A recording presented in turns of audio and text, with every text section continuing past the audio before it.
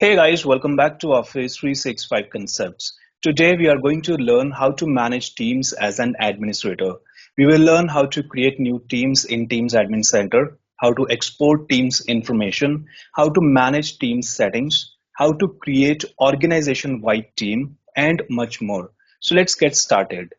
To manage Teams as administrator, you will go to Teams Admin Center, expand Teams, and click Manage Teams. If you have watched the previous video, we discussed all the options within Teams Admin Center and we talked about admin roles. Those are required to manage Teams Admin Center. Currently, I'm logged in as Global Administrator, but if you want to manage Teams in Teams Admin Center, you can log in with Teams Administrator account as well. Under Manage Teams, we can see the list of active teams. Those are created within my tenant. The administrator will see the list of all the teams. Those are created by the users within Teams application. And the teams, those are created by the administrators. Next to each team, you can see the number of channels included within each team. We can see how many standard channels a team has, how many private channels a team has, and how many shared channels are within a particular team. We can also see the privacy settings of the team. Under status, you will see whether a team is active or it is going to expire or if the team is archived. In my tenant, there are two teams. Those are going to expire within 30 days. Team 1 and Team 3. If you are not aware of this concept, why teams got expire, you can refer to the video that you can see on your screen. I have mentioned the link for that video in the description as well. You can copy the link from there and you can watch it later. Under description, you can see the description for each team. If you do not add a description for a team while creating it, by default, you will see the team name under description. Under classification, you will see the sensitivity labels classification applied on each team. And next, you can see the group ID, which is the ID of Microsoft 365 group that is associated with this team. We discussed this in one of the previous sessions that when you create a team, it creates a Microsoft 365 group with the same name. If you want to verify this group ID with the group that was created along with this team, go to PowerShell, make sure you are connected to Exchange Online module and run get-unified group, which is the command to fetch the output of Microsoft 365 groups. Here we will type the name of a team, for example, team 1, and we will look for ID. Hit enter. Let's copy this ID, go back to Teams Admin Center, and let's do Control F. So this is the same ID. Under expiration date, we can see the date when a team is going to expire. Now let's assume we need to export this information in Excel. So we will click this export icon, click export. So here we have all the required information for each team. We can see the name of the team. We can see number of channels, type of channels. We can see team members and owners as well. But if we go back to Teams Admin Center, we do not see owners or members here. If you want to see the number of members and owners in each team within Teams Admin Center, you will click Settings, this gear icon, and from here you will turn on team members and owners and click Apply. And now we can see the members and owners against each particular team.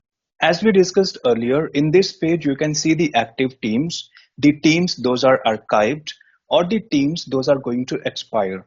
But let's assume an administrator wants to see the teams those are deleted. For that, you will scroll up and click Actions and click View Deleted Teams. Here you can see the list of teams those are in deleted state, and next to each team you can see the date when it was deleted and the date when the team is going to be permanently deleted. You can restore the team before restore deadline. If you do not recover the team, then all the data for this team will be purged permanently. To restore a team, select the team that you want to restore. If you want, you can select multiple teams as well and click Restore. Click Confirm. The team will be restored and will move back to the active teams. If you want to delete a team, select the team and click Delete. Click Delete again. Now this team will move to the deleted state. If you want to renew a team, select the team that is going to expire. For example, I have this team which is going to expire in next 7 days. Select the team and click renew. Click confirm, and we can see this team is renewed for next 30 days. If you want to archive a team, select the team that you want to archive and click archive. If you want to unarchive a team which is already in archived state, select that team and click unarchive. Click unarchive again. As an administrator, we can manage all these settings of a team within Teams Admin Center. For example, click a team. Here you can see the members and honors added within this team. If you want to add honors, click add honors. Look for the user and click apply. Same way, if you want to add members, you can click add members, look for the user here and click apply. And if you want, you can delete the user by selecting it and then click remove. Next is channels. Here you will see the list of channels. Those are created under a team. By default, every team has a channel with name general. Whenever you create a team, be it public team, private team, or org-wide team, every team gets a channel with name general. You cannot delete or rename this channel, but if you want, you can create a new channel by clicking add. Under name, you need to mention the name of the channel. For example, test channel, or you can add any name. Under description, you can add a description for this particular channel, but this is optional. If you want, you can leave it blank. And under type, you need to select what type of channel you want to create. There are three types of channels in every team. Private, where you add only specific users. Then we have standard, which is open for all the team members, and the team members can collaborate with each other in a standard channel. And the third one is shared channel, where we can collaborate with the external users. So let's select standard and click apply. So now we have two channels under this team. If you want to delete a channel, select the channel that you want to delete, but make sure this is not general channel because you won't be able to delete it. Select the channel and then click delete. Next is settings. Here you can manage the permissions for the members and the owners. These permissions are applicable on the messages or the chats. If you want to modify these settings, click edit, and from here you can modify these settings. For example, you can block the users from editing their messages. You can block the users from deleting their sent messages, and so on. Under mentions, you can block the members of the team to mention the team and channel in a conversation. Under guest permissions, you can modify the permissions for the guest users. Those are added within this team.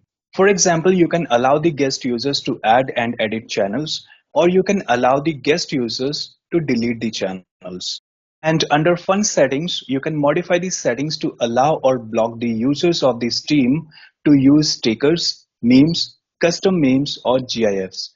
Now let's see how to create teams in Teams Admin Center. Let's go back to Teams and click Manage Teams and click Add. Here you will give a name for this team. You can add the description as well. And under Team Honors, you will look for the user to whom you want to make the honor of this team. Under Honors, you can see the name of the administrator who is currently logged into Teams Admin Center. If an admin is creating a team in Admin Center, or a user is creating a team in Teams application, that user or the admin will become the owner of the team. But if you want to remove yourself from the ownership, you can simply click cross and you can add any other user as a team owner.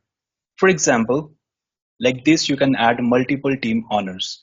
Under privacy, you can select if you want to create a private team or a public team. In the first video of this series, we talked about three types of teams: private, public, and org-wide.